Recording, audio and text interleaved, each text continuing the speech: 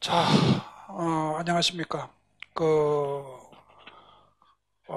요 강의는, 이제 뭐 받아들이시기에 따라서 좀 다른데, 주로 이제 시험을 한번 보시고, 또 이제 교육학 점수가 좀 이제 안 나오신 분들, 또 이제 어떤 자신의 어떤 교육학의 어떤 방향을 어떻게 잡는 게 우리가 가장 효과적일까? 뭐 이런 문제에 대해서 조금 이제 같이 생각을 해보는 그런 이제 시간이라고 볼 수가 있습니다.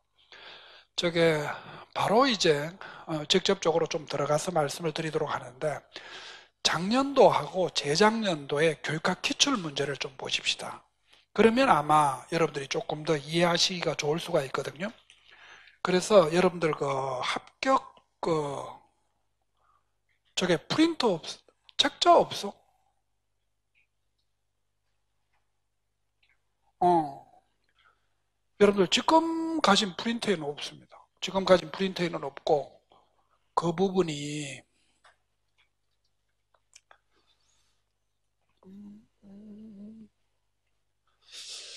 이게 아마 한 40페이지 정도. 이게 그 기출 문제를 좀 먼저 보도록 할게요. 그러면 이게 시험이 조금 변화됐습니다. 그게 이제 조금씩 변화가 되었는데 그 부분을 좀 못 느꼈던지 이런 문제점이 있을 수가 있거든요. 그래서 그 부분을 조금 살펴보면 좀 더 효과적인 교육학의 방향이 나오지 않을까 이렇게 생각을 합니다. 요거는 작년 거죠. 작년 거고 요거는 작년 거네. 요 19년도부터 볼게요. 19년도부터 보는데 사실은요 이게 한 7년도부터 조금씩 변화된 거예요. 이게 변화된 건데 너무 많이 보면은 좀 정신이 없으니까 이제 요게가 여러분들 그 19년도 시험입니다. 그래서 재작년 시험이죠. 그래서 이 19년도 시험부터 이제 시험이 어떻게 이게 변화되는지를 보면은 여러분들이 교육학을 어떻게 정리를 해야 되는지를 조금 더 알 수가 있거든요. 그래서 그런 부분에서 보려고 하는 겁니다.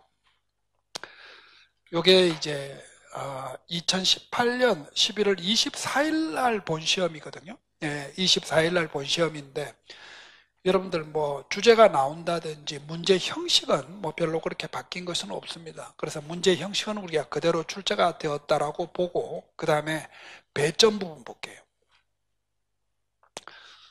배점 부분을 좀 보는데 여러분들 그 책자에 41페이지 되어 있습니다. 맞습니까? 예, 41페이지 되어 있는데 41페이지를 좀 보세요. 그러면 이게 1번 문제 요거 지금 이제 요게 번호 표시는 이때가 이제 처음 들어간 건데 여러분들 답안지에다가 이 번호 표시를 붙여줘도 됩니다.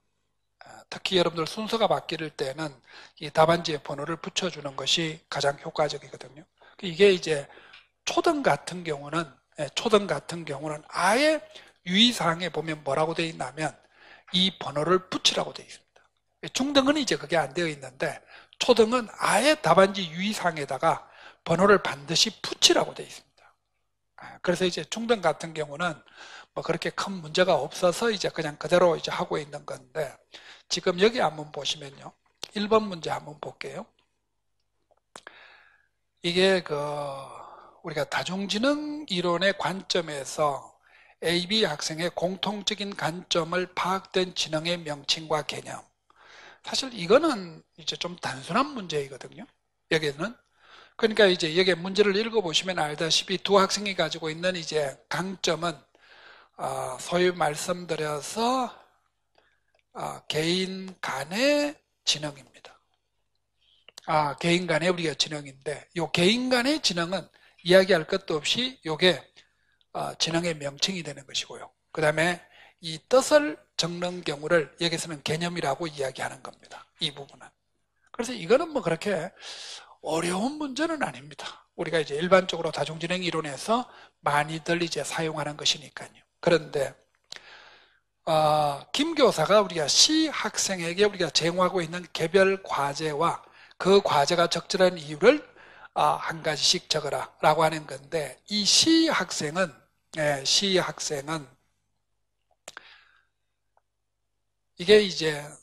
이게 답이 뭐냐면, 그 과제가 적절한 이유가 이 학생은 개인 내의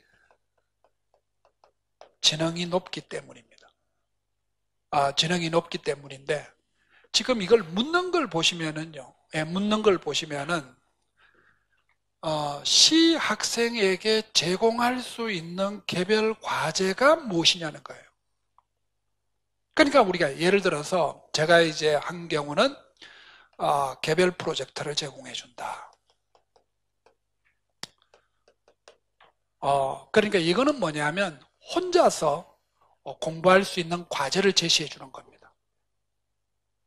그런데 상당히 많은 학생들이요, 이 답을 뭐라고 제시했냐면, 이 학생은 개인 간의 지능이 낮다고 되어 있거든요. 문제를 읽어보시면 개인 간의 지능이 낮고 개인 내의 지능이 높다고 했으니까, 이 문제를 상당히 많은 학생들이 뭐라고 했냐면, 협동학습과 같은 것을 통해 가지고 개인 간의 지능을 높이는 것이 효과적이기 때문이다, 이렇게 적어놓은 사람들이 많거든요. 여러분들 요거를 교육학 이론서를 한번 보시면 이게 틀렸다는 게 아닙니다. 그러니까 이게 가장 적절한 이제 우리가 답이 되어야 되는 것은, 지금 이게 적절한 답이거든요. 적절한 답인데, 개인 간의 지능이라고 적는 사람들이 많고요. 왜?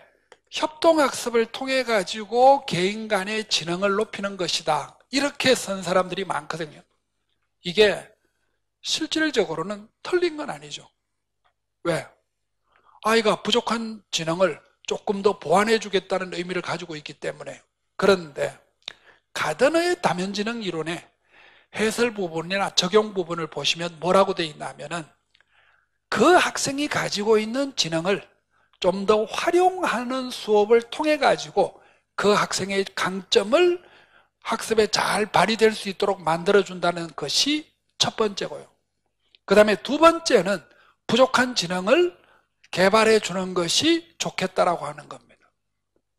그러니까 사실 이 부분을 우리가 굉장히 저걸 놓치기 쉬운 부분이거든요.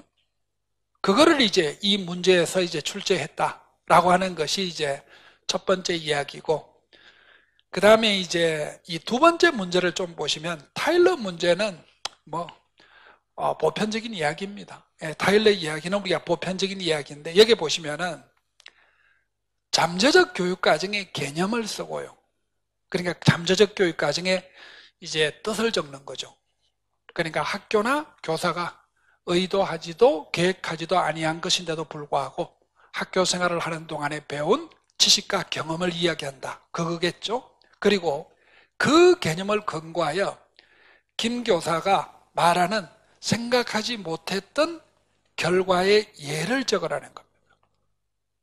이게 시험 문제의 이미 방향을 이렇게 바꾸겠다는 예를 이야기하는 겁니다. 사실은 이게 이전에도 이런 문제가 출제가 되겠다는 것들을 이미 경고하고 있는 것이거든요. 경고하고 있는 건데, 여러분들 요 문제를 한번 되돌아가 볼게요. 문제를 한번 되돌아가 보면 생각하지 못했던 결과죠. 여기 2번 문제를 한번 보시면은 모두말동이에요. 모두말동인데, 모두말동에서 적극적으로 우리가 참여하지 못했던 학생들이 몇 명 있었고, 이 학생들이 제대로 된 학습 경험을 가지 못했다는 것이 아닐까? 자신의 우리가 학습 경험에 대해서 어떻게 느꼈을까? 어쨌든 모두말동에 관해서 좀 더 깊이 있게 본명했다. 생각하지 못했던 결과가 이 학생들에게 나타날 수도 있고 라고 하는 거니까, 모둠학습, 협동학습에서 나타날 수 있는 잠재적 교육 과정이 무엇이냐는 겁니다.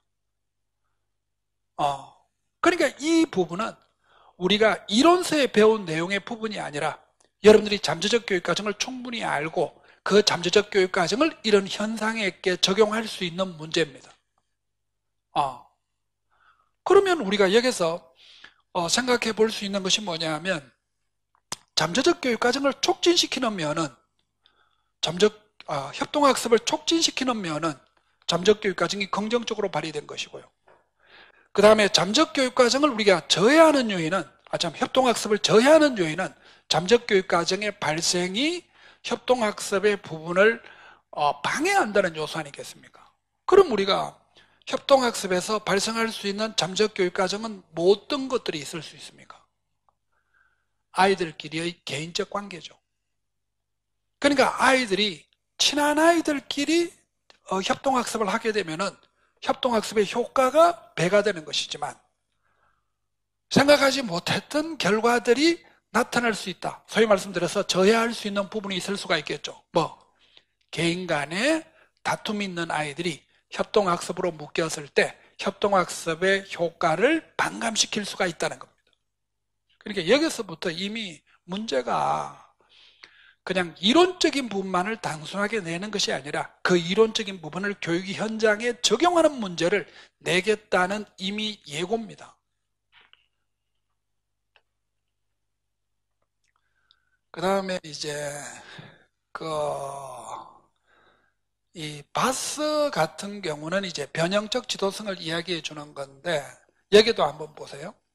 김 교사가 학교 내에서 동료 교사들과 함께 이 지도성을 신장할 수 있는 방안을 쓰세요. 이거는 우리가 이제 일종의 동료 장학의 입장에서 문제를 접근해 나가면 되기 때문에 우리가 예를 들어서 우리가 전문적 학습 공동체를 구성을 한다든지 또는 우리가 서로 이제 어떤 협의회를 구성해 나간다든지 이런 식의 우리가 답을 쓰면 되기 때문에 그래도 이 문제는 조금 쉬운 겁니다. 그러니까 지금 이제 보면은 이런 식으로 학교 현장을 이용하는 문제들, 잠재적 교육 과정을 우리가 적용하는 문제들, 이런 경우가 이제 출제가 된 겁니다. 그 다음에 그러면 올해 문제를 한번 볼게요.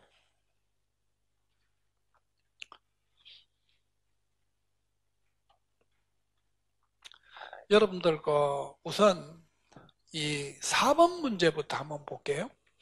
4번 문제부터 보면은 스타인호프와 오헨스가 분류한 학교 문화의 유형에 따를 때 D 교사가 우려하는 학교 문화의 유형의 명칭과 요거는 이제 기계 문화라는 겁니다.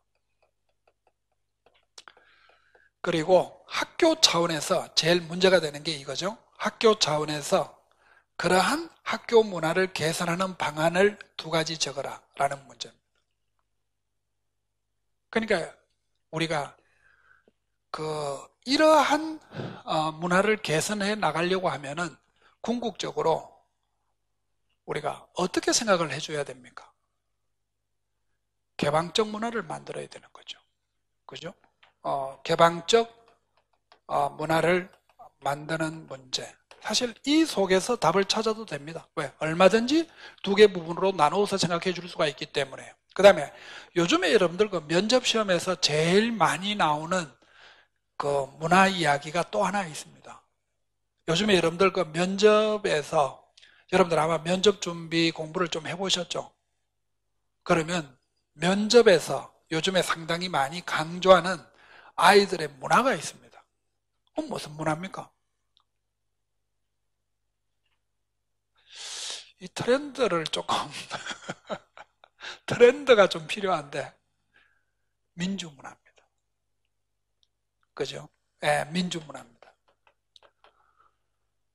그래서 사실은 이제 학교가 민주적인 문화가 강조가 되는 학교로 변형시키든지 또는 그렇지 않으면은 이제 개방적인 학교 문화로 바꾸어주는 것이 중요하다라고 보는 것이거든요. 그런데 이거는요,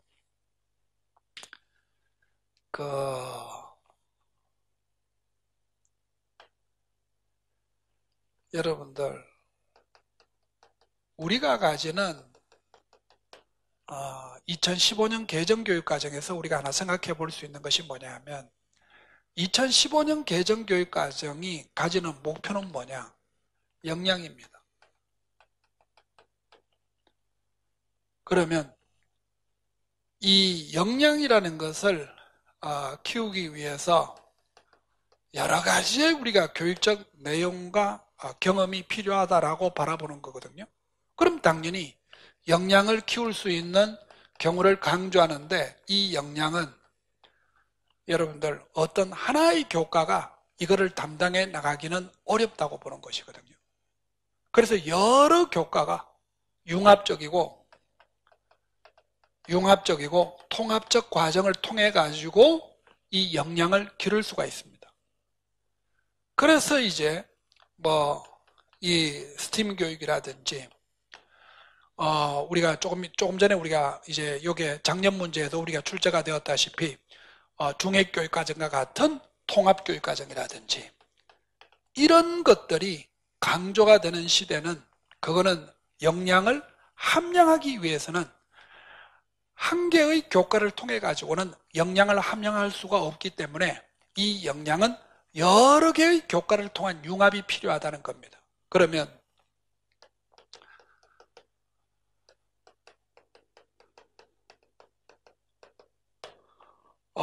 교수 방법과 같은 경우는 그럼 우리가 이제 이게 지금 아직 시험 문제 우리가 출제가 되지 않았지만은 결국은 교수 방법은 어디로 갈 수밖에 없습니까?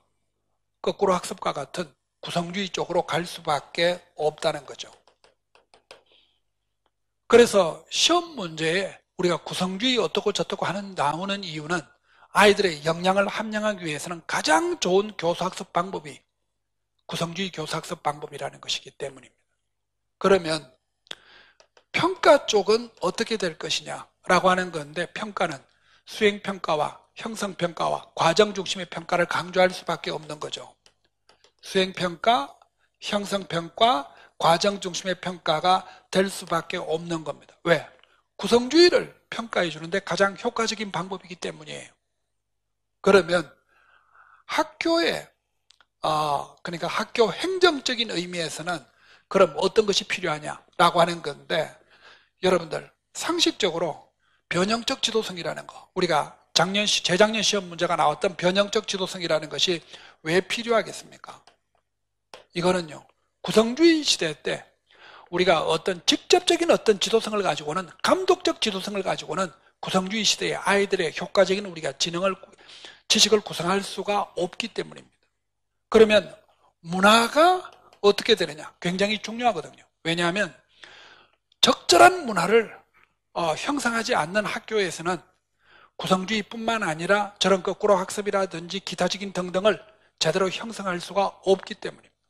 그래서 요즘에 학교에서 우리가 아이들에게 민주적인 이 학생과 민주적인 어떤 생활과 민주적인 태도를 가지라고 이야기를 하는 것이고 학교 전체가 그러한 문화로 넘어가지 않고는 오늘날 시대에 적합한 역량을 형성할 수가 없다는 이야기입니다.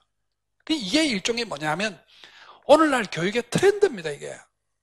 그러니까 시험 문제는 이거를 어떻게 효과적으로 찢고 뽑느냐의 문제지 결국은 같은 방향으로 나아갈 수밖에 없다는 것이거든요. 같은 방향으로 나아갈 수밖에 없다는 것이거든요. 그래서 이제 이 문화에 대한 이야기가 출제가 될 수밖에 없다라고 하는 이야기고요.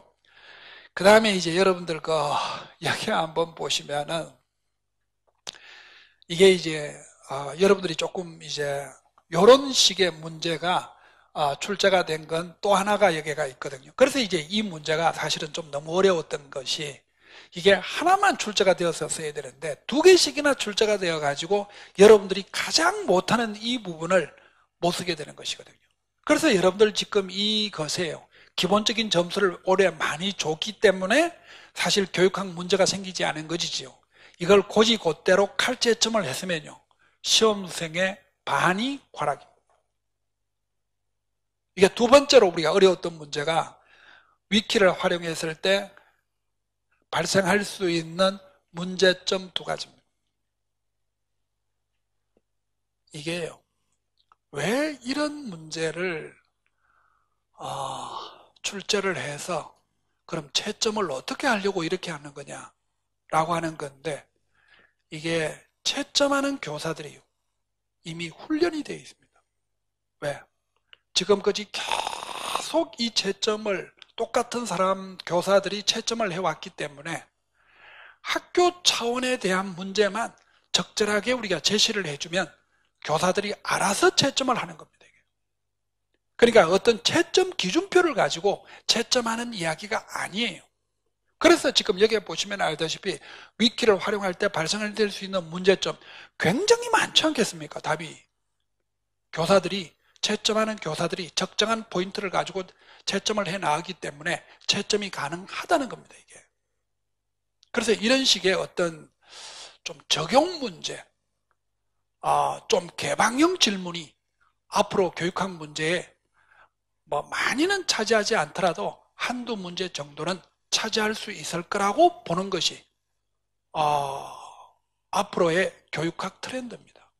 그래서 이거는 예를 들어서 이제 거짓 정보가 형성이 될 수 있다든지, 또 우리가 다른 이야기로서는 이게 진짜로 중요한 정보인지 아닌지는 파악하기가 매우 어렵게 될 수밖에 없다는 겁니다.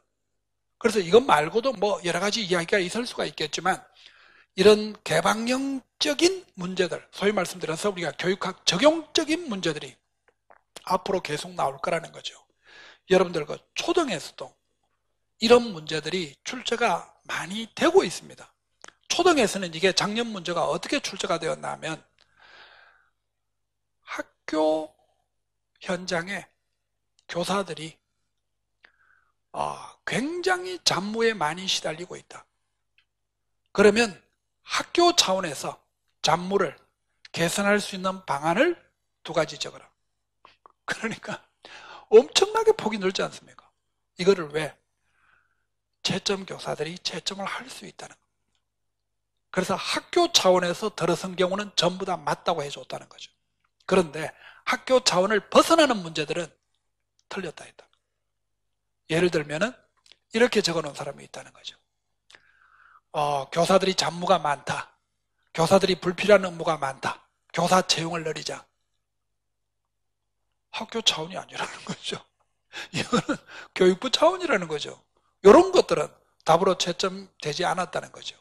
그래서 예를 들어 가지고 교사들이 업무 분담을 좀 더 효율적으로 할 수 있도록 협의회를 계속 개척해서 업무 부담을 좀 효과적으로 줄이자.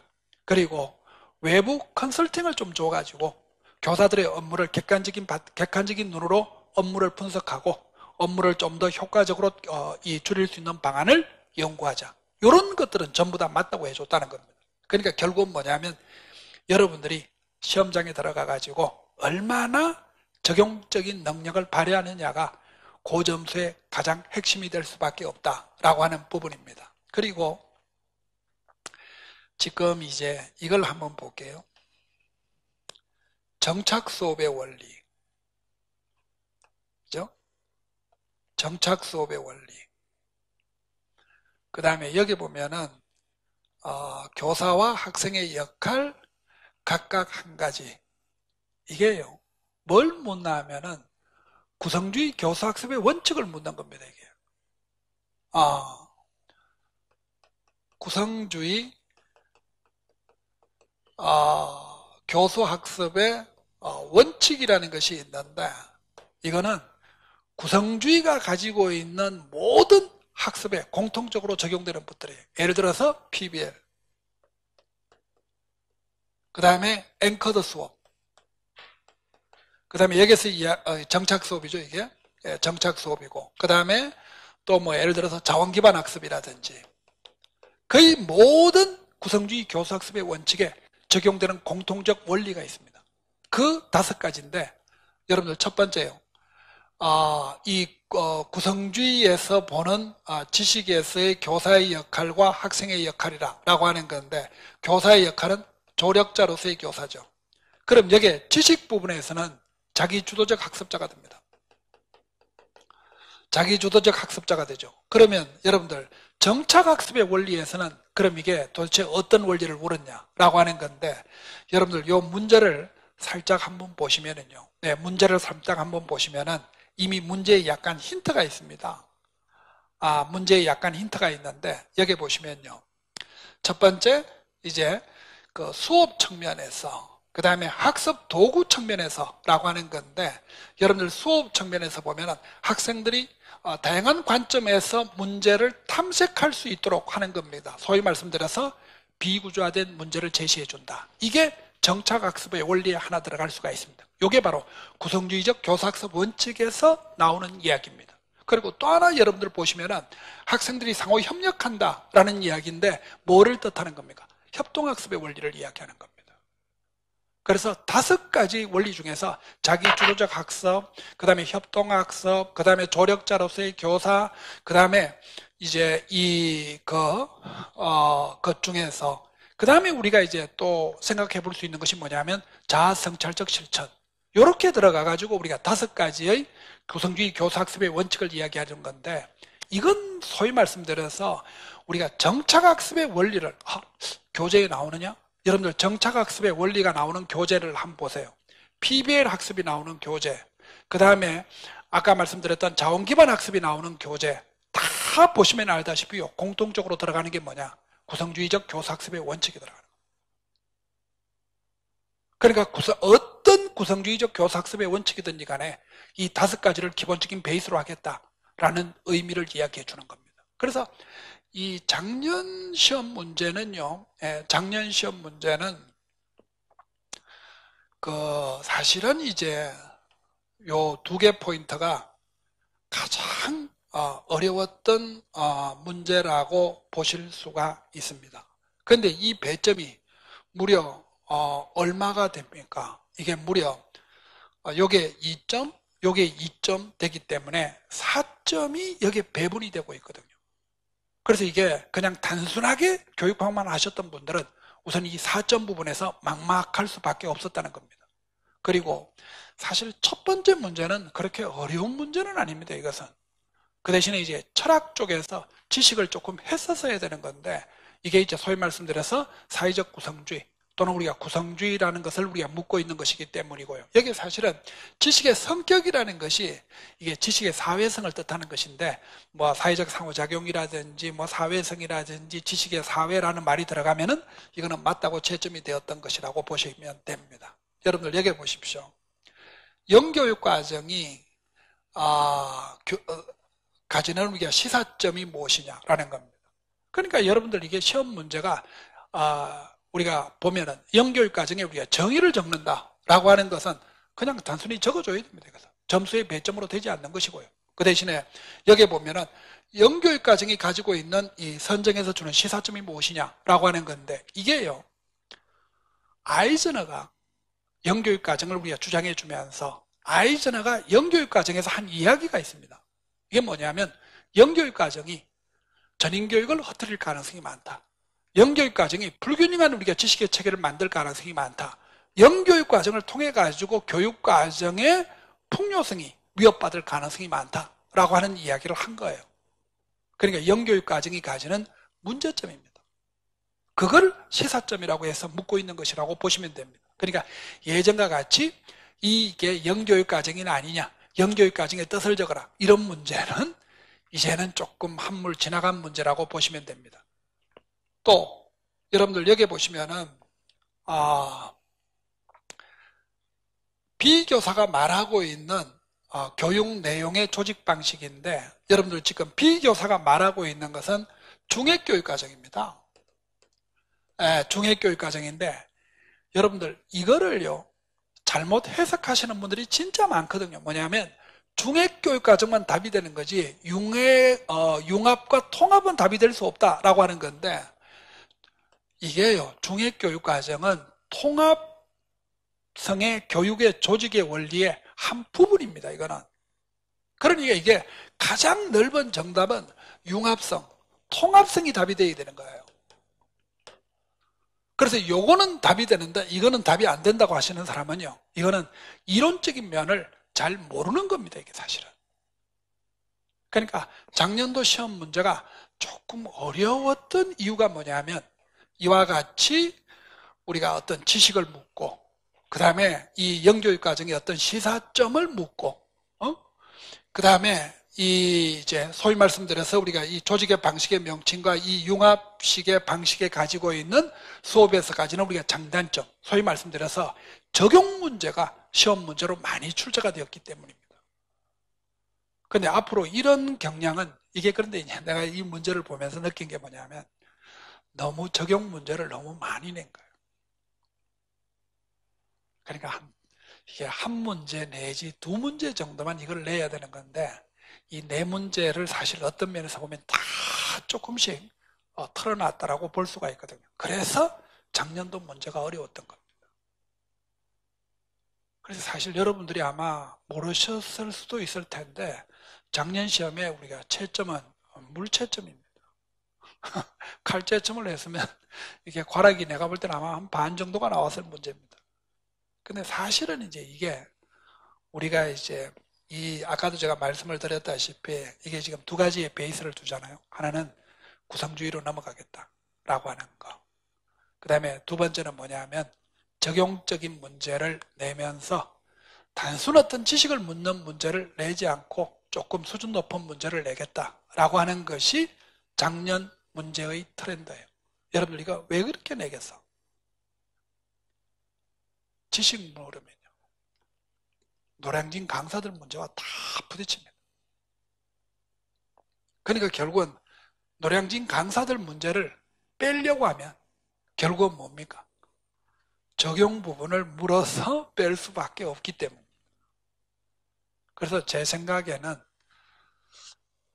올해의 시험도 내가 볼 때는 뭔가 다 틀어서 나올 겁니다. 고지 그대로 냈다가는 노량진 강사 문제와 일치된다라고 하면 교육과정 평가원 원장 옷 벗어야 됩니다. 요즘 여러분들 매스컴에서 한번 떠들어 보세요. 그러면 그 교육과정 평가원 원장님 감당하지 못합니다, 이거. 그래서 이게 그래서 여러분들 그 한번 보세요. 전공 문제요. 그냥 제가 한번 그 말씀 한번 드려볼게요. 전공 문제의 지금 트렌드를 한번 보세요. 전공 문제의 트렌드를 한번 보시면요.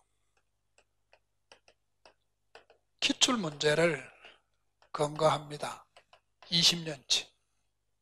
그리고 그 기출 문제를 전부 변형시킵니다. 이게 거의 대부분의 전공 문제가 가지고 있는 공통적인 트렌드입니다. 그래서 여러분들 노량진 강사들이 지금 1, 2월 달에 지금 뭐 하시는 분들이 많습니까? 기출 문제를 같이 시작하신 분들이 진짜 많거든요. 왜? 이미 이 트렌드가 바뀌기 때문에. 그래서 기출 문제를 벗어난다. 이건 좀 너무 지엽적인 문제가 출제가 되지 않느냐. 그래서 되도록이면 기출 문제에 바탕을 두면서 문제를 다 바꾸자는 겁니다. 그래서 여러분들이 단순 지식과 기억에만 초점을 둔다라고 이야기하면 전공 문제도 못 맞출 가능성이 많다는 겁니다. 그래서 문제를 조금 쉽게 내더라도 적용력 있는 문제를 내자. 또 문제를 조금 우리가 노량진 강사들의 문제를 빼기 위해서는 결국은 약간씩 뭔가 바꾸자라고 하는 건데 여러분들이 제일 안 되는 게 뭐냐면 여러분들이 이게 변형이 잘 안 됩니다. 적용이나 변형이. 그래서 여러분들 1, 2월 달부터 기출 문제를 다시 살펴보는 것이 좀 더 효과적인 공부 방법이 될 수가 있습니다. 자, 그러면 이제 우리가 교육학 이야기만 해봅시다. 그러면 이제 교육학은 결국 이제 지식과 작성이잖아요. 교육학은 우리가 지식과 작성의 문제입니다. 지식과 작성의 문제인데 여러분들 교육학 이거는 자꾸 연습하면 됩니다. 뭐 이야기할 것도 없이요. 계속 연습하면 작성은 우리가 효과적으로 흘러갈 수밖에 없는 건데 그러면 이제 지식은 어떤 거냐? 여러분들 몇 점 맞으실 건데? 몇 점 맞고 싶은데? 선생님 몇 점 맞고 싶어? 18점? 18점. 20점 맞으려고 하시는 분이 있어요. 20점. 난 20점 맞아야 되겠다. 20점? 20점 맞으시려고 하면요. 전공 50%, 교육하고 50% 하세요. 일주일 공부 시간에. 그러면 18점 맞으려고 하면 어떻게 하면 되느냐? 18점 맞으려고 하면은 일주일 공부 시간에 교육학 20%만 하면 됩니다. 2점 더 맞으시려고 하면은 기존의 교육학 공부에 3배는 더 해야 됩니다. 18점 맞으려고 하면은 쉽게 이야기하면 1점짜리 한 문제 정도는 틀리겠다는 겁니다. 예를 들어서 우리가 작년 문제, 기계문학. 까짓 거 뭐, 그런 건 하나 버리지 뭐. 라고 하면은 18점, 19점이 나옵니다. 그 대신에 공부 시간이 팍 줄어듭니다. 제가 그 별표 붙이는 것에 2개 별표, 3개 별표만 하면 돼요. 18점. 18점은 그냥 별표 2개, 별표 3개만 하면 돼. 그러면 20점 맞으려고 그러면 이거는 별표 1개, 2개, 3개를 다 해야 돼요. 그리고 18점 맞는 공부에 3배는 공부해야 돼요. 이게 나중에 문제풀이방 갈 때 선택을 해야 돼요. 18점 맞을래요? 20점 맞을래요? 그러니까 20점 맞는 거를 공부하려고 그러면 교육학 책에 나오는 모든 기출문제를 다 섭렵해야 돼요. 왜? 내는 사람은 한 사람이 내잖아. 그런데 공부하는 우리는 다 공부를 해야 되는 거예요. 그러니까 이런 거는 여러분들이 조금 전략을 줘야 됩니다. 그러니까 나는 뭐 교육학 18점 정도, 19점 정도만 맞아도 충분하다라고 싶으면 그냥 떠나는 한 문제 정도는 그냥 과감하게 버려도 큰 문제가 없다라고 생각하시면 효과적인 접근이 될 수가 있고요. 자기는 모든 것을 다 맞춰야 되겠다라고 이야기하면은 사실은 20점 공부를 하려고 하면은 좀 시간도 많이 소요되고 공부할 내용이 엄청나게 많아진다는 거예요. 그래서 그 전략을 우선 조금 싸시는 게 맞는데 18점 맞으려고 하다가 또 20점 맞는 수도 있습니다. 그러니까 제가 볼 때는 이 지식의 문제를 이 부분을 한번 생각해 보시고 그 다음에 두 번째는 뭐냐면 우리가 브룸의 인지적 영역의 경우를 한번 생각해 보시면 가장 하위가 지식이지 않습니까? 이해고 그 다음에 적용이고 분석이고 평가고 그 다음에 종합평가죠. 종합평가가 주어지는데 사실 이 부분은 시험에 나올 수는 없습니다. 이 부분은 논술형 시험 문제도 우리 시험은 여기까지 가지 않을 거라는 거죠. 여기까지 우리가 가지 않을 거라는 겁니다. 그래서 이 부분은 뭐 그렇게 신경 쓸 필요 없는데 실질적으로 이 부분 문제는 아까 보셨다시피 한 4점 정도가 배정되는 것이고 식도 일하면 4점 이상의 점수가 우리가 배정될 수가 있는 부분이기 때문에 지식과 이해만을 가지고는 한계가 있다는 겁니다. 그래서 책에 나와 있는 것을 지식 이해하는 것 정도뿐만 아니라 그것을 문제에서 또는 우리가 실생활에서 적용해 보는 연습이 계속 필요하다는 겁니다. 그러니까 아까 우리가 이 잠적 교육과정 보셨다시피 영교육과정 보셨다시피 이런 것들은 계속 예를 들 수 있어야 됩니다. 그리고 사실 이것뿐만 아니라 우리가 그 구성주의 같은 경우들도 교사들이 우리가 비구조화된 문제를 제시해 줄 수 있어야 된다는 건데 이 부분도 지금 계속 묻고 있거든요. 지금 시험 문제의 트렌드가. 그래서 저는 이제 여러분들이 효과적인 공부, 소위 말씀드려서 좀 15점, 16점, 17점 이렇게 맞으시려고 하면은 요 공부까지는 가셔야 됩니다. 이거는 20점 맞고 하는 문제가 아니라 여러분들이 15점 이하로 떨어지느냐 15점 이상으로 넘어서느냐 라고 하는 문제는 결국은 적용과 분석 차원에 달려있다 라고 보시면 됩니다. 그래서 여러분들 외울 거는 부지런하게 좀 외우고 또 우리가 이해할 거는 어느 정도 우리가 부지런하게 이해하시는 것도 중요한데 그거를 학교 현장에 적용하는 연습을 계속 좀 해야 된다는 거죠. 그래서 여러분들 지금 이 초등도 그렇고 중등도 그렇고 지금 이런 문제에 가장 적합한 사람은 누굽니까? 현직 교사, 기간제 교사, 그 다음에 학교의 어떤 시간 경험을 가지고 있는 선생님들이 유리합니다. 학교에서 업무를 경감할 수 있는 방안을 2개 쓰세요. 이거는 뭐냐면 기간제 교사라든지 현직 선생님들이 계속 고민하는 부분이고 이거는 학교 전체가 고민하는 부분이기 때문에 제가 이 문제가 초등에서 딱 나오면서부터 이게 현직 교사들의 합격률을 더 높이겠는데 라고 하는 경향이 딱 들었는데 그게 중등 시험에 그대로 적용되는 문제로 우리가 출제가 되고 있다는 겁니다. 이게 지금 요즘의 교육학의 흐름이에요. 그래서 여러분들이 단순한 지식과 이해를 좀 넘어서 가지고 적용과 분석을 좀 더 많이 연습해 나가시는 걸로 하시는 것이 효과적이지 않을까라고 하는 생각을 하는 거고요.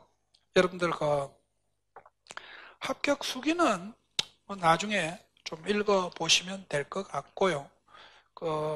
이 경우를 떠나서 1-3번 모의고사를 조금 볼게요. 문제 이제 배점만 한번 볼게요. 이게 제가 이제 1월 달에 3번째 나누어 드리는 이제 모의고사입니다. 모의고사인데 박 교사가 우리가 실시한 문제 기반 학습에서 교사의 역할과 학생의 역할 2가지씩을 제시하시오 라고 하는 겁니다. 요거는 뭐냐면 교사의 역할 2가지, 그 다음에 학생의 역할 2가지를 묻는 겁니다. 조금 이제 많이 묻잖아요. 그럼 이거는 사실은 PBL이잖아. 구성주의 교사학습의 원칙을 그대로 적용하면 되거든요. 그런데 학생의 역할은 아까 우리가 보셨다시피 자기주적 학습이라든지 협동학습이라든지 자아성찰적 실천이라든지 이런 걸 이야기를 하면 되는데 교사의 역할은 하나밖에 없지 않느냐는 겁니다. 안내자, 조력자로서의 교사 이거밖에 없잖아요. 그런데 그 교사학습의 원칙을 자세히 들여다보세요. 아까도 제가 말씀을 드렸다시피 문제는 비구조화된 문제는 교사가 만들어서 주는 겁니다. 그러니까 이게 사실은 뭐냐면 구성주의에서 교사의 역할은 뭐냐? 비구조화된 문제를 제시해주는 역할을 하나 가집니다. 그리고 또 조력자, 안내자로서의 교사를 가진다라고 하는 것을 이야기해 줍니다. 그러니까 우리가 이런 식으로 자꾸 지금까지 우리가 시험 문제에 출제가 되지 않았지만 기본적으로 가지고 있는 여러 가지 교사학습의 원리를 가지고 구성주의에 맞게끔 우리가 좀 더 필요한 역할을 우리가 찾아내는 그런 공부가 필요하다는 겁니다. 그리고 2번째 문제 한번 보세요. 전문적 학습 공동체에서 이루어지는 주된 교사의 활동 2가지와 전문적 학습 공동체를 제외하고 학교 차원에서 교사의 전문성을 향상시키는 방법 2가지를 써라 라고 하는 겁니다. 여기도 마찬가지로 여러분들 교사의 학습 활동의 2가지라고 하는 건데 여러분들 구성주의에서 가지는 우리가 학생의 기본적인 학습 2가지가 뭡니까? 자기주적 학습과 협동학습이죠. 교사들의 전문적 학습 공동체에서도 마찬가지예요. 자기주도적 학습과 협동학습을 이야기해 주는 겁니다. 이것은. 그러니까 요즘에 우리가 학습의 가장 트렌드는 자기주도적 학습과 협동학습입니다. 여러분들 임용시험 한번 보세요. 우리가 지금 합격자들이 와가지고 계속 합격 특강을 했거든요. 합격자 특강을 했는데 이 합격자 특강들이 가지는 가장 핵심은 뭐예요? 스터디를 많이 해라. 적절하게 스터디를 많이 하라는 건데 여러분들 조금 전에 우리가 와가지고 특강한 친구가 서울에서 합격된 친구인데 그 친구가 하는 이야기가 뭐냐? 스터디는 아침에 일어나는 출첵 스터디, 그 다음에 전화를 해가지고 이 전화 스터디인데 2사람이 계속 이론서를 읽어주고 주고받고 질문하는 거, 그 다음에 또 짝 스터디를 해가지고 초수생과 재수생이 우리가 계속 자기가 학습한 영역에 대해서 질문하고 배우고 했다는 건데 결국 이러한 협동학습이 우리가 요즘에 이거를 하지 않으면 공부가 잘 안 됩니다. 그리고 그것만 하다가는 또 곤란하니까 협동학습을 위해서 우리가 스터디를 위해 가지고 자신만의 어떤 공부 시간을 어느 정도 가져야 되는 거죠. 그러니까 요즘에 공부의 가장 핵심적 흐름의 두 가지는 자기 주도적 학습과 협력 학습이에요. 교사뿐만 아니라 학생도 마찬가지라는 거죠. 그래서 이제 그 이야기를 말하고 있는 거고요. 그 다음에 한번 보세요. 5교사의 정착학습을 참고하여 단순 지식은 교사가 만든 우리가 동영상에서 우리가 집에서 학습하고 학교에서 우리가 다양한 학습이 이루어지는 거꾸로 학습의 설계 원리를 3가지 제시하라. 여러분들 아무리 대한민국 교재예요. 그리고 여러분들 존 버그만의 거꾸로 학습의 책을 한번 보세요. 거꾸로 학습의 설계 원리라는 말은 없습니다. 그럼 이 거꾸로 학습의 설계 원리는 뭘 이야기하는 걸까? 우리가 거꾸로 학습이 가지는 특징을 잘 반영해 줄 수 있도록 설계해야 되는 거 아니에요? 그러니까 거꾸로 학습의 특징을 거꾸로 학습의 설계 원리라는 말로 제가 바꾸어서 묻는 거예요. 그러니까 여러분들이 시험장에 가가지고 적어도 이런 원리 정도를 낱낱이 기억하고 이해하고 있으시면 그거는 이런 문제로 바꿔줄 수 있어야 된다는 건데, 예를 들어서 개별학습과 학습자 중심의 학습이 실현될 수 있도록 설계한다는 거, 그 다음에 깊은 학습이 일어날 수 있도록 설계해 준다는 거, 넓은 학습이 일어날 수 있도록 설계해 준다는 거, 이게 거꾸로 학습의 효과적인 설계 방식이죠. 시험 문제를 우리가 저런 적용 문제를 대비하기 위해서는 결국은 평상시부터 이런 말들을 바꿀 수 있어야 된다는 겁니다. 그 다음에 조교사가 실시하는 우리가 원탁 토의의 우리가 장점과 단점을 각각 우리가 2가지씩 제시하라 라고 하는 건데, 말은 원탁 토의지만 토의법이 가지고 있는 장점과 단점을 묻는 거예요. 그래서 이게 네 문제 다 적용 문제를 물으면 정신이 없기 때문에 그 중에서 몇 개 문제는 이런 적용적인 문제를 우리가 한다는 거죠. 저도 수업 시간에 당연히 뭔가 하면 이제 거꾸로 학습과 같은 것은 특징으로 설명을 주로 많이 하고 있습니다.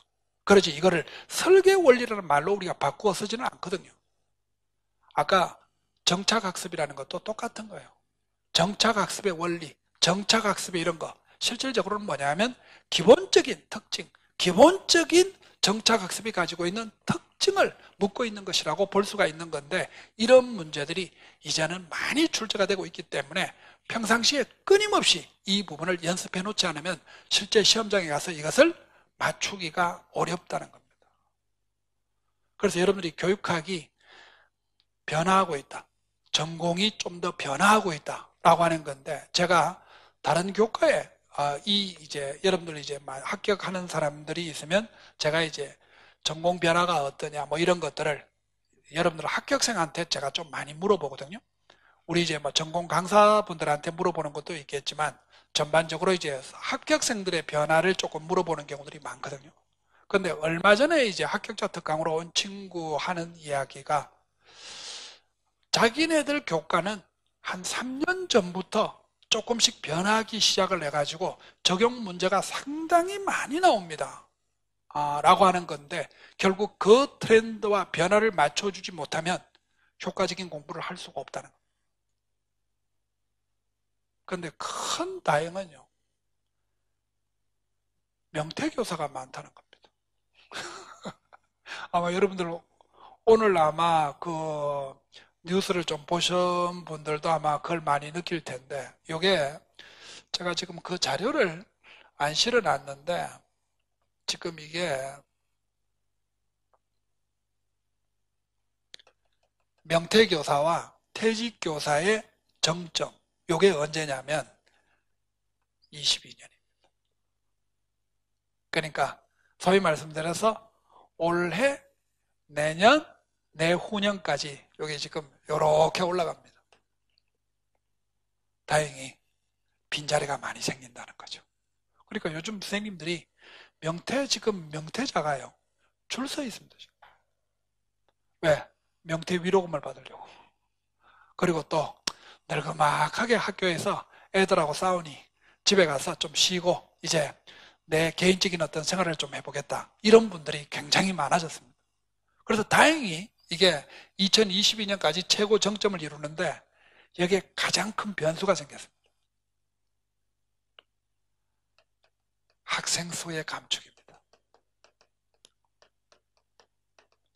이 학생 수의 감축이 너무 빠른 속도로 지금 진행되기 때문에 이 명태자의 효과를 우리가 다 받을 수 있겠나? 이게 지금 현재 문제가 될 수 있습니다. 여러분들 아마 주변에 한번 들어보십시오. 서울 시내에도 중학교, 고등학교에 학급 감소가 굉장히 많습니다. 시골은 더 하지 않겠습니까? 그래서 좌우간 어떻든 제가 볼 때는 한 3년 정도는 탄탄하게 뽑지 않을까라고 하는 것이 제 생각이고 또 주변 사람들의 우리가 생각입니다만 여러분들이 효과적인 공부를 해주지 않으면 그 3년도 남 좋은 일이 될 수가 있는 거죠. 그리고 그 평균적으로요, 그 제2 합격자 특강에서 온 친구들이 다 이제 제 밴드를 찍으면서 공부를 얼마나 했다는 것을 찍어 올리는 친구들이거든요. 올리는 친구들인데 대체적으로 이 친구들이 미니멈으로 찍는 것이 보통 한 일주일에 평균 60시간입니다. 미니멈으로. 그러니까 쉽게 이야기하면 순수한 공부 시간이 하루 10시간씩 일요일 날 하루 놀면은 되는 건데 요거는 최소 시간을 이야기해 줍니다. 물론 이제 뭐 기간제 교사를 한다든지 또 뭐 어떤 직장 생활을 한다든지 또는 가정주부일 때는 이 시간을 확보하기가 조금 힘들지만은 이 시간을 확보하는데 좀 주력하라라는 이야기입니다. 그리고 좀 오래 나는 끝장내고 싶다라고 하면은 한 80시간 제가 80시간을 1년 내내 찍는 친구들이 그에 떨어진 경우는 본 적이 없습니다. 작년에 이 일주일의 공부 시간을 150시간 찍은 친구가 있습니다. 우리가 다 의아해했습니다. 아니 일주일에 공부를 150시간을 도대체 어떻게 찍냐? 이 친구가요. 졸업하고 10년 만에 임용시험을 다시 준비하는 친구예요. 경남 특수로 이번에 1등한 친구. 그래서 이게 나뿐만 아니라 다 궁금해가지고요. 어떤 이제 체육 전공하는 친구가 이 친구한테 전화를 했어요. 그걸 또 내한테 이야기를 하는 거예요. 아니 이게 좀 가짜일 것 같아가지고 왜 이렇게 터무니없는 시간을 찍어 올리냐 라고 해가지고 전화를 했다는 거예요.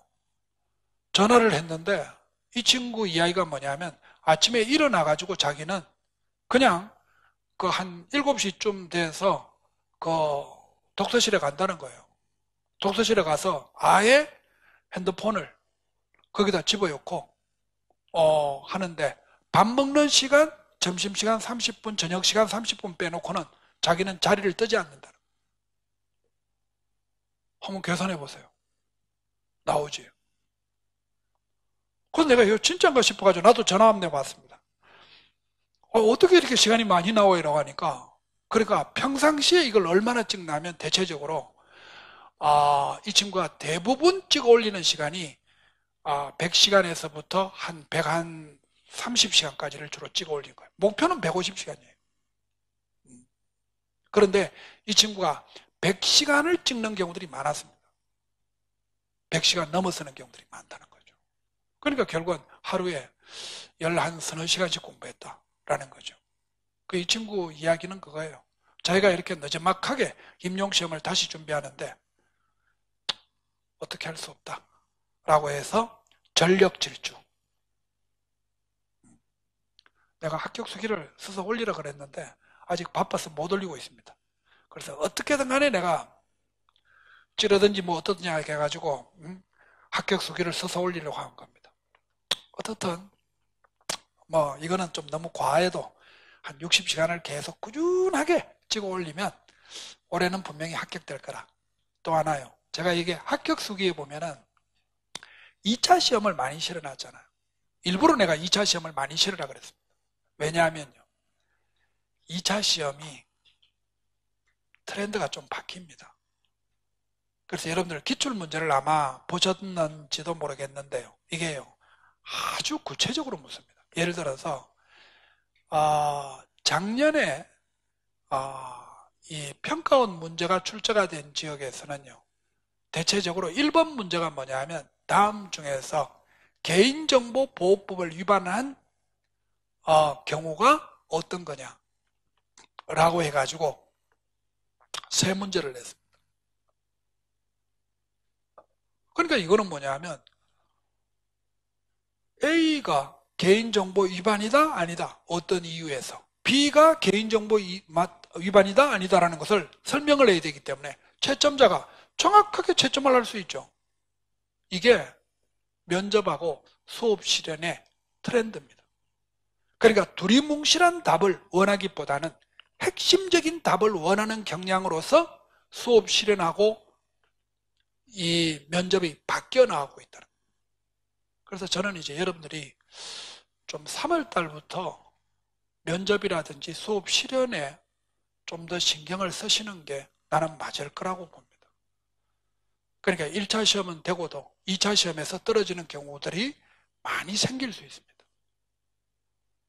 그래서 약간 2차 시험의 비중이 좀 더 커지고 있지 않느냐라고 볼 수가 있습니다. 그게 이제 왜 그러냐면 학교 현장에서 여러분들이 지금 합격되는 선생님들이 대부분 너무 사회적 경험이 없는 선생님들이 많이 뽑히다 보니까 여러 가지 학교 생활이라든지 또 아이들을 가르치는 문제라든지 기타 등등의 문제가 좀 더 많이 생겨서 아마 좀 경력 있는 교사들, 또 되도록이면 기간제 교사라든지 시간 교사들, 시간 강사들이 쉽게 합격될 수 있는 길을 많이 열지 않나, 나는 이렇게 생각을 합니다.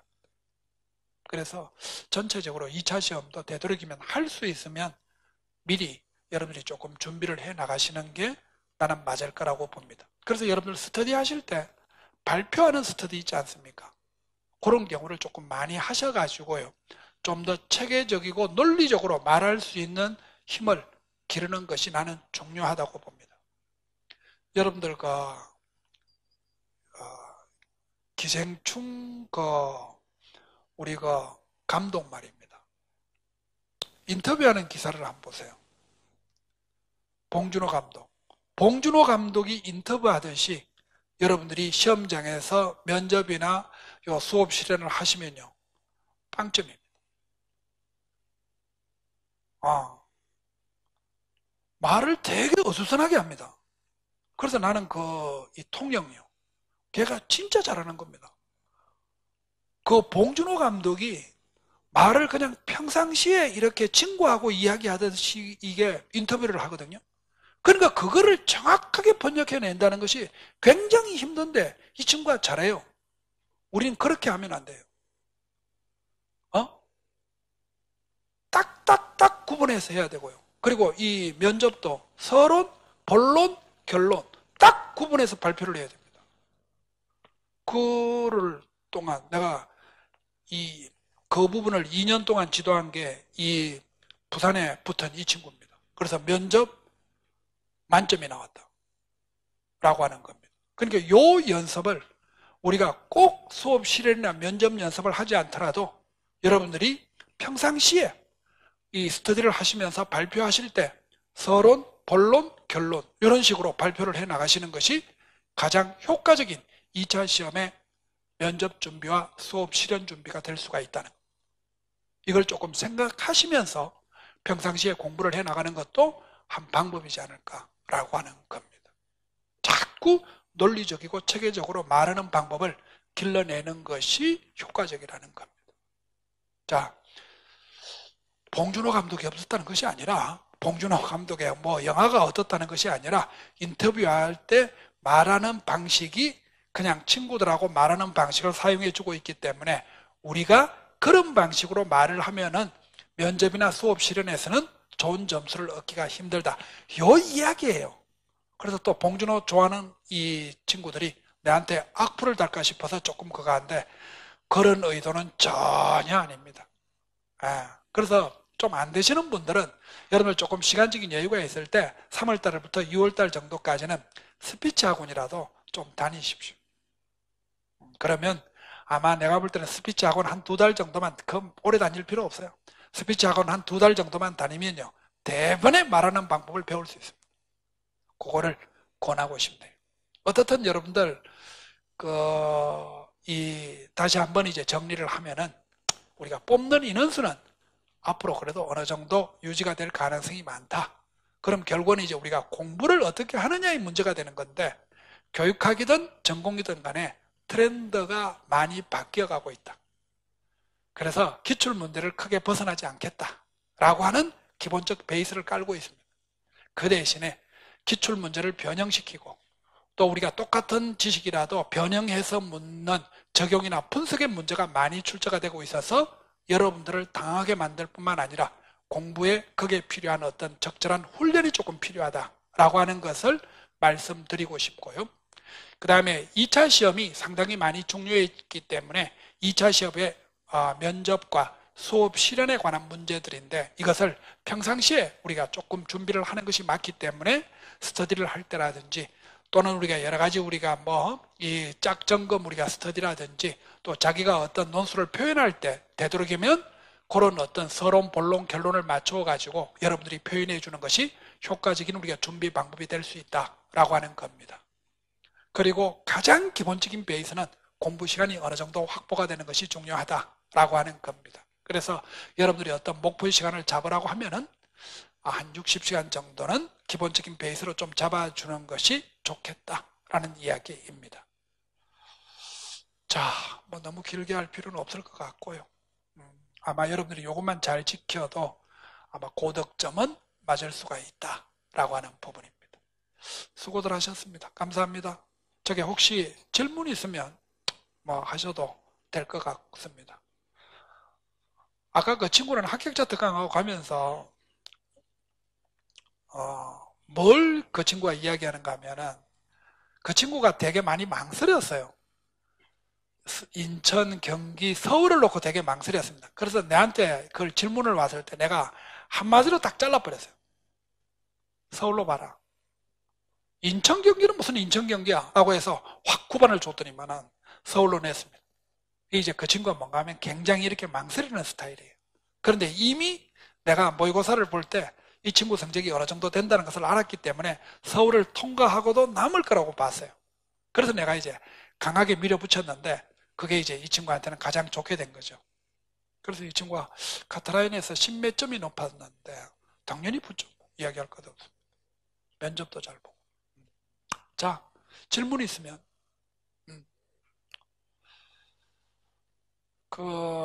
제가 선물로 암기 카드를 드렸는데, 그 암기 카드는 그거를 잘 활용하세요. 사실 이게요, 내가 통을 만들려고 해요. 내가 지금 요즘 바빠가지고 내가 그걸 못 만들고 있는데, 제가 통을 만들려고 하는데, 여러분들이 안 그러면 집에서 이 통을 한번 만들어 볼래요? 어떻게 만드는 건가 하면은,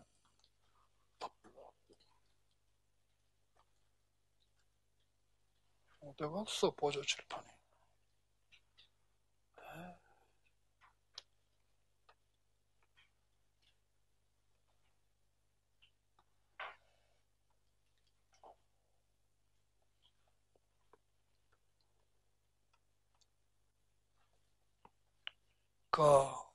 종이로 말이에요. 종이로 이게 한 30cm 정도 되도록, 그리고 요거는 카드 크기만큼을 하는데 카드가 조금 튀어나온 게 좋아요. 그래서 그 대신에 여기다가 칸을 이렇게 한 4칸 정도로 구분을 하세요. 구분을 해가지고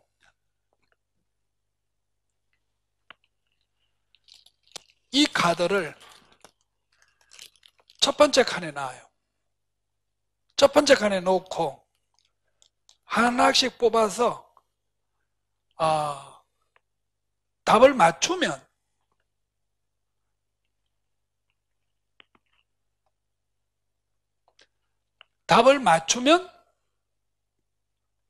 다음 칸으로. 틀리면 뒤쪽으로. 그리고 이게 어느 정도 되면 요 칸에 모일 거 아닙니까? 그러면 다시 이것을 처음부터 다시 뽑아가지고 맞추면 그 다음 칸으로, 못 맞추면 첫 번째 칸으로 하면은 첫 번째 칸이 다 없어졌다는 것은 여러분들이 한 번씩 다 외울 수 있다는 겁니다. 그리고 두 번째 칸도 다 없어졌다 그러면 두 번 외울 수 있다는 겁니다.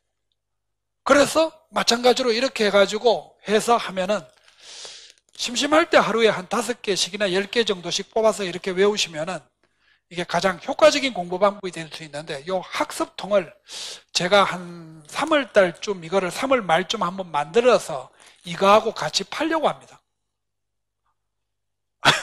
전공도 이렇게 한번 해보세요. 전공도 이렇게 해가지고 이 전공은 여러분들이 이제 카드를 만들어요. 그냥 한 영역만.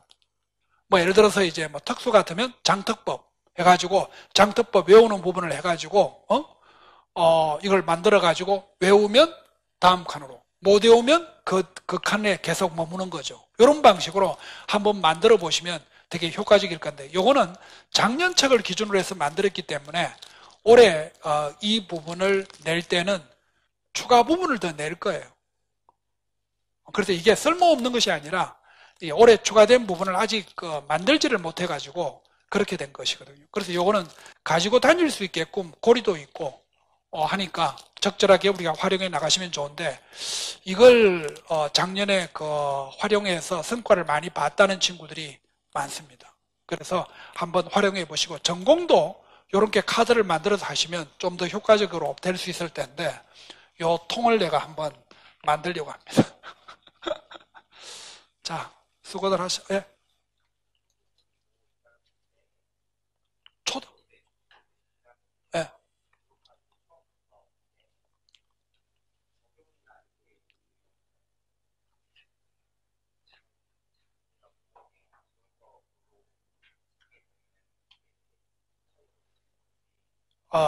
적용은 지식과 이해가 되어야지 적용이 됩니다.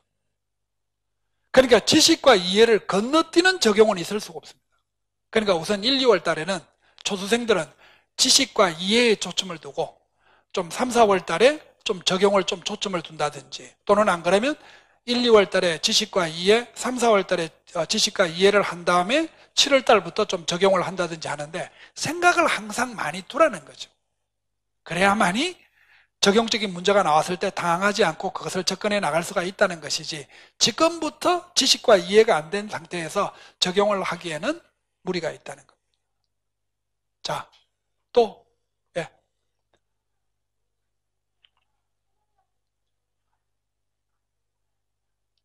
서론하고 결론에 자수는 보지 않습니다.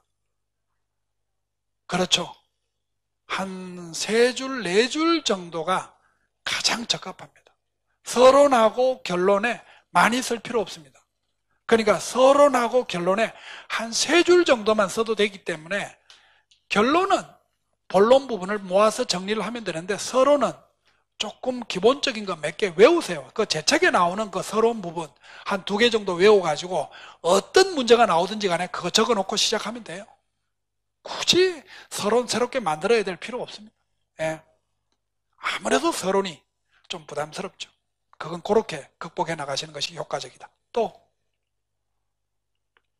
뭐 또 필요한 거 있으시면 질문들 하시고요. 네, 수고하셨습니다.